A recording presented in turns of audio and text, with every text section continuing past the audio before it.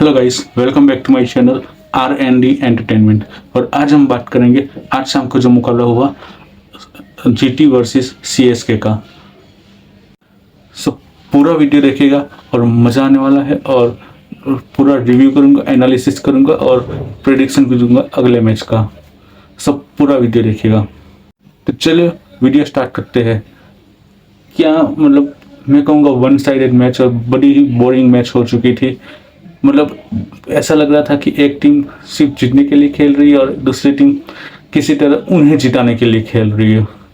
हाँ, बीच में ऐसा था कि ऐसा लगा कि थोड़ा वो आगे है, बट एट द एंड वो पीछे ही थे। एक टीम पीछे थी और एक टीम आगे ही थी।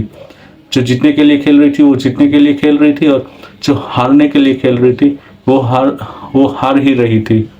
सो क्या कहे, मतलब जो मतलब कल थोड़ा मतलब एक अच्छी मैच हुई थी।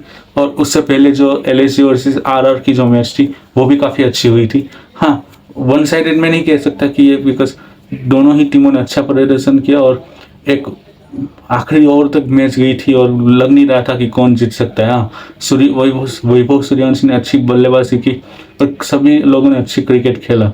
बट यहाँ पे तो मतलब एक टीम अच्छा खेल रही थी और दूसरी टीम उन्हें जिताने में ही लगी थी, ऐसा लग रहा था। सो सीएसके मतलब आई गेस इससे बुरा आई थिंक हो ही नहीं सकता था कि अपना जो सिर्फ इतना अच्छा हुआ कि वापिस से नंबर 10 की पोजीशन पर नहीं आए, वरना जो जिस हालत में खेल रही थी आई गेस वो नंबर 10 भी डिजर्व करती थी। और जिन जिन प्लेयर्स का मैं नाम लूँ, मतलब क्या घटिया क्रिकेट खेले। हाँ, नो डाउट स्कोर बोर्ड बड़ा था। 230 के आसपास की रिक्वायर्ड रन रेट, मतलब जो टारगेट आपको चेस करना था, सो पहली ही बॉल पे आपको जाना चाहिए, हम सबको पता है। बट थोड़ा सा दिमाग भी लगा के चलो कि आज के टाइम पे 230 कुछ बड़ा स्कोर नहीं होता। अगर एक अच्छी स्टार्ट मिल जाए, 6 ओवर में अगर 66 या 70 रन बन जाए तो आप इतना भी पीछे नहीं हो और इतना भी आगे नहीं हो, बिल्कुल एक लेवल पे आ चुके हो। अगर 80 रन बन गए तो आई थिंक आप आगे भी हो सकते हो, बिकॉज 13 की एवरेज से आप रन बनाओगे उस टाइम पर। सो अगर एक विकेट जाती है तो अभी भी समझ में आता है। बट पहली बॉल पे मतलब संजू सैमसन आउट हो गए। और मतलब आई गेस जितने भी जो T20 वर्ल्ड कप में जो टीम थी उन सब ने ये देखा ही नहीं कि उन्हें कैसे आउट कर सकते हैं संजू सैमसन को। बिकॉज संजू सैमसन एक ऐसा खिलाड़ी था जो T20 वर्ल्ड कप के फॉर्म में था, वापिस आया तो 3 मैच अपने दम पर जिता कर ट्रॉफी जिताई। फिर तो सबको लगा होगा कि चेन्नई सुपर किंग्स के लिए भी अच्छा करेगा। हाँ, नो डाउट अच्छा किया, बट जब उसकी ज़्यादा ज़रूरत थी तब उसने पूरी तरीके से हक दिया। हाँ, आप कह सकते हो कि हाथ पे लगा है और इंजर्ड हुआ था तो उसके कारण हो सकते, बट बीइंग इंटरनेशनल क्रिकेटर आप ये नहीं कह सकते कि ओके हाथ में लगा है इसलिए खेल नहीं पाया, तो फिर दूसरे किसी को एक मौका दे देते। कॉन्कशन जो सब्स्टिट्यूट आता है वो यूज़ कर लेते। एटलीस्ट दूसरा तो अपनी इमेज दिखा देता आईपीएल में कि ओके मैं भी कुछ कर सकता हूँ। जैसे कल तेजस सिंह या जो भी वो था, उसके पास मौका था कि वो अपना पॉइंट ऑफ व्यू, मतलब अपनी काबिलियत दिखा सकता था। इसके बाद ऋतुराज गायकवाड़ आए, उन्होंने और मैथ्यू शॉट ने एक अच्छी कम बॉलों में लेकिन अच्छी साझेदारी निभाने की कोशिश की और 13 गेंदों में 29 रन। और मतलब जो रबाडा था उसको तो मतलब क्या धोया है। और हो सकता था कि अगर थोड़ा सेंसिबल क्रिकेट खेलते तो आई गेस हो जाता कि ये लोग जीत तो पता ही सेकंड थिंग होती, बट स्कोर बोर्ड के आसपास पहुंच जाते। एक खराब शॉट खेलकर ये आउट हो गए ऋतुराज गायकवाड़। फिर उर्विल पटेल आए, उनसे ज़्यादा उम्मीदें थी, बिकॉज हम सब ने तो देखा है कि वो क्या कर सकते हैं अगेंस्ट स्पेशली एलएसजी के अगेंस्ट, जो उन्होंने मैच जिताऊ पारी खेली थी। बट अगेन बिना सोचे समझे उन्होंने शॉट खेल लिया।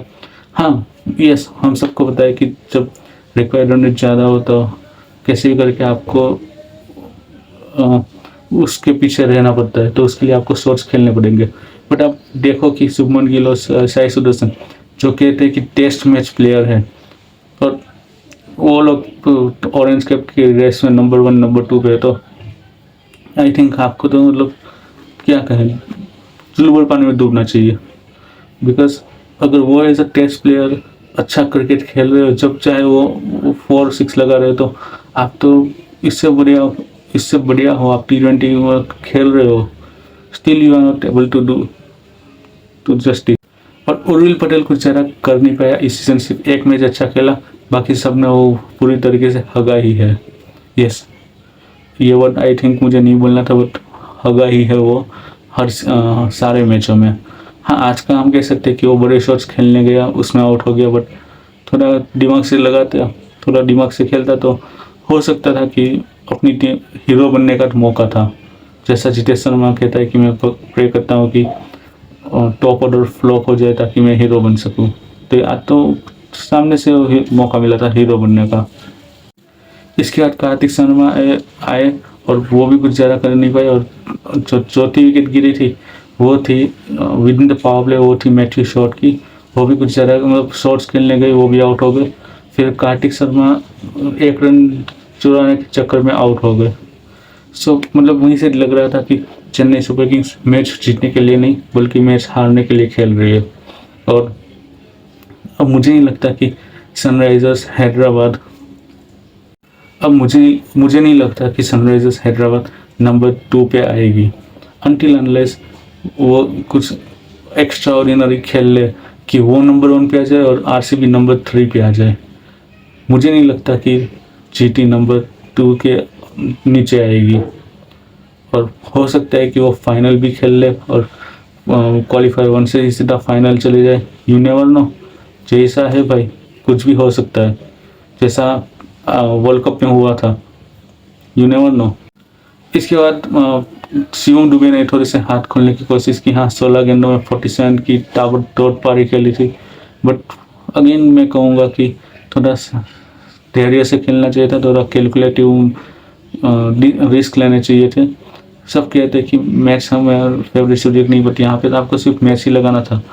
अब अगर आप थोड़ा संभल कर खेलते तो यस, यहाँ पे मैं कहूँगा कि जो कोहली है, MS धोनी है, वो पूरा कैलकुलेट करके वो बनाते हैं, ना कि हर ओके आपको अगर बोला गया है बट एज पर सिचुएशन भी तो खेलो। इसके बाद मैं कहूँगा कि उसका तो कुछ ज़्यादा बचा ही नहीं था। हर्षुल कम्बोज ने आके थोड़े से हाथ खोले और एक अच्छी कैमियो खेली थी, बट जिनका काम था वो कुछ ज़्यादा कर नहीं पाए। डेविल ब्रूस भी कुछ ज़्यादा कर नहीं पाए, और हो सकता है कि अगले साल वो फिर से उसमें खेले, बट अगर हो सकता है यस, बिकॉज एक ऐसा खिलाड़ी है जो अपने दम पर मैच जिता सकता है। बट अगर शौक मत होइएगा कि अगर अगले साल डेविल ब्रूस CSK के लिए ना खेले, यू नेवर नो। और जैसा कि मैंने कहा कि ये लोग इतना अच्छा नहीं खेले, तो अब चिट्ठी की भी बात कर लेते। टॉस जीतकर ऋतुराज गायकवाड़ ने पहले फील्डिंग सिलेक्ट की थी, जो कि ऑब्वियस सी बात थी कि हर कोई फील्डिंग करना पसंद करेगा। और ओपनिंग साझेदारी जहाँ पे 112 पे या कुछ 133 पे 6 विकेट चले गए थे, वहाँ पे 122 रन थे और एक भी विकेट नहीं गया था। यस, जब मैंने कंपेयर किया था, जब टीवी पे मैंने देखा और कंपेयर हुआ था कि इस वक्त कितना स्कोर था, तो 133 पे 6 थे और वहीं जीटी का स्कोर था 122 पे नॉट आउट, कोई भी विकेट नहीं। और जहाँ सबको पता है कि जीटी के टीम में सिर्फ 3 बल्लेबाज जो अच्छा खेलते, अगर वो तीनों को जल्दी आउट कर लिया तो आप मतलब उन्हें 100 या 120 के अंदर आप रोक सकते हो। बट नहीं, कोई भी इतनी अच्छी गेंदबाजी नहीं कर रहे, और हो सकता है कि ऊपर से ऑर्डर मिले हो कि नहीं, आपको बिल्कुल घटिया गेंदबाजी करनी है और ऐसा दिखाना है कि हम ट्राई कर रहे हैं लेकिन फील्डर साथ नहीं दे रहे या फिर लक हमारे साथ नहीं है, हो सकता है। शुभमन गिल ने भी 50+ बनाए, साई सुदर्शन ने भी 50+ बनाए, और ये अपने जॉस बटलर जो है वो इंग्लैंड के लिए नहीं खेलेंगे लेकिन जीटी के लिए पूरा अपना वो दम दिखाएंगे। इतना तो आई गेस वो RR के लिए भी जो मेन मैचेस थे, हाँ इनिशियली वो अच्छा खेले, बट जब उनकी ज़्यादा ज़रूरत थी जो प्लेऑफ में, उसमें भी 2 मैचेस खेले, बट फिर तीसरे मैच में हक दिया। अब क्या कहेंगे, अब देखते हैं यहाँ पे क्या करते हैं वो।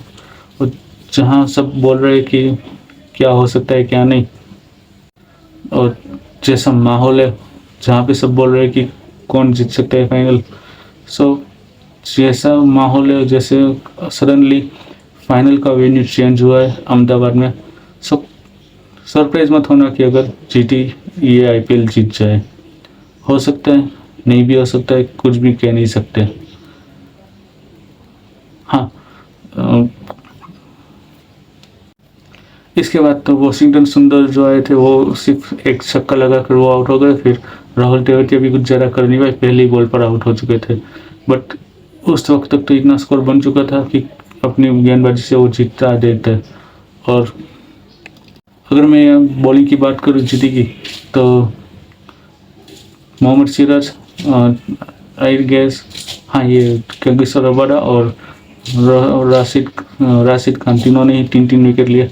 अब मैं देखना चाहूँगा कि राशिद खान और कागिसो रबाडा जब नेशनल टीम के लिए खेलते हैं तब कैसा परफॉर्म करते हैं, बिकॉज यहाँ पे तो बड़ी जोर शोर से वो परफॉर्म करते हैं। और जोस बटलर भी, बिकॉज जोस बटलर का जो ग्राफ आप देखो तो कुछ ज़्यादा खास नहीं है।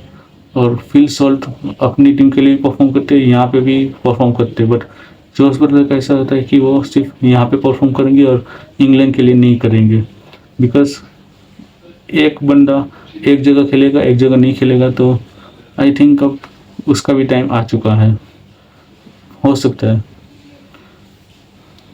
So congratulation to GT and their fans.